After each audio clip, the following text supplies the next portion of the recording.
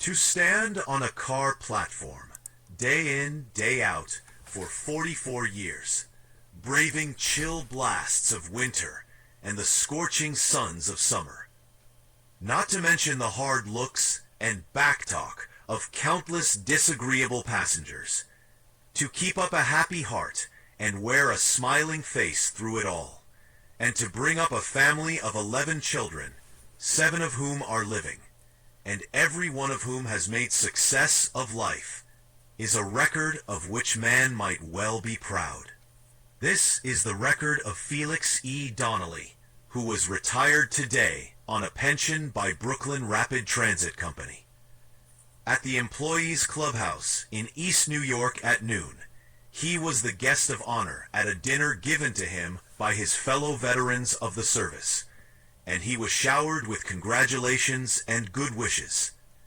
He swapped stories with his companions, most of whom are mere boys compared to him, for Mr. Donnelly has passed his 70th birthday. For more than 20 years he had bumped over the rails, and like all good railroad men, he is not yet tired of his work.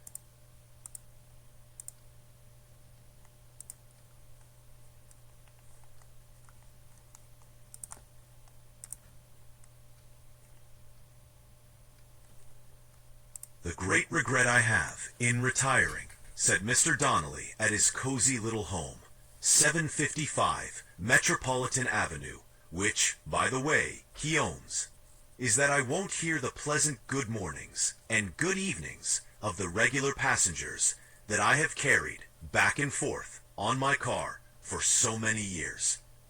It will seem strange for a while not to have to hustle out before daylight and get up to the barn. But I suppose I'll get used to it. Mrs. Donnelly, a sweet-hearted, charming woman of the good old-fashioned type, whose 40 years of married life and the labor and care of rearing a big family of boys and girls have left few traces on her still pretty features, smiled approvingly at her husband's words. She glanced at a faded photograph of Mr. Donnelly that showed him as a vigorous young man of 30 or so, and probably thought that he deserved a rest after all he had gone through since the picture was taken.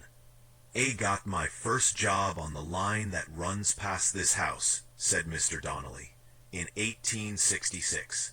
In those days, we had to wear white duck uniforms, and it was no joke to keep them clean.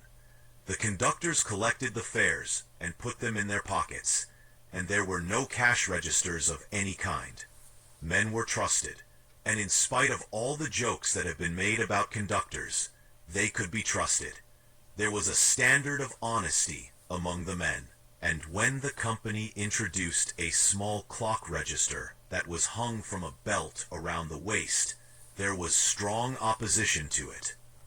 Then there was the bell punch, with the long strips of cardboard that you had to punch under the nose of the passenger, and finally, the various clocks and other devices of the present day. Post